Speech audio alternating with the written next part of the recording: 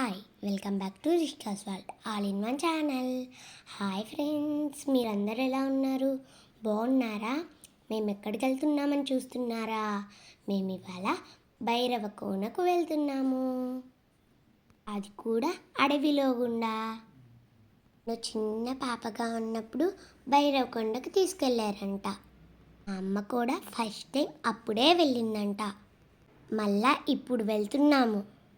బెర్రలతోనే అరగంట సరిపోయింది ఫ్రెండ్స్. ఎన్నున్నాయో చూడండి. పైన కొంగలు చూసారా ఎలా ఎగురుతున్నాయో? అమ్మయ్య, బెర్రలనైతే దాటేసాం.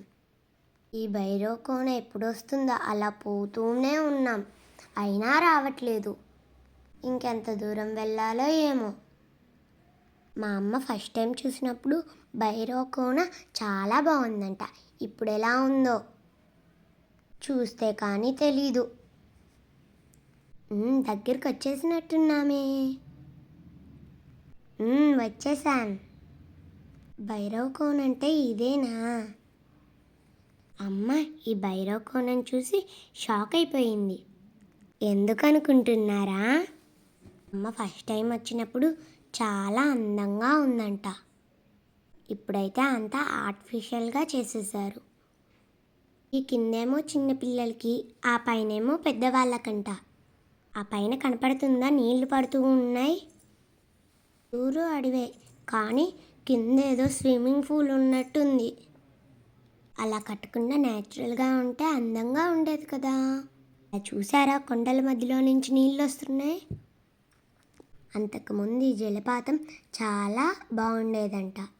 ఏమో అంత కింద కట్టేశారు. ఏదో స్విమ్మింగ్ పూల్లో మునుగుతున్నట్టుంది. జలపాతానికి వచ్చిన ఫీలింగే లేదు.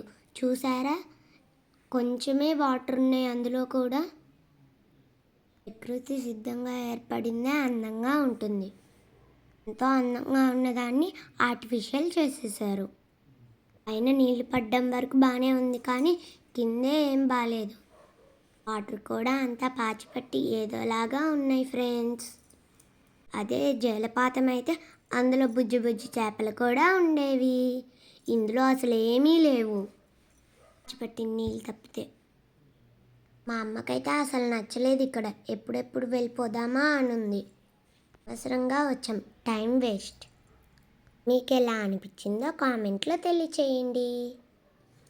మా వీడియో నచ్చినట్లయితే లైక్ చేయండి, షేర్ చేయండి. ఇంకా మరిన్ని వీడియోస్ కోసం మా ఛానల్ సబ్స్క్రైబ్ చేసుకోండి.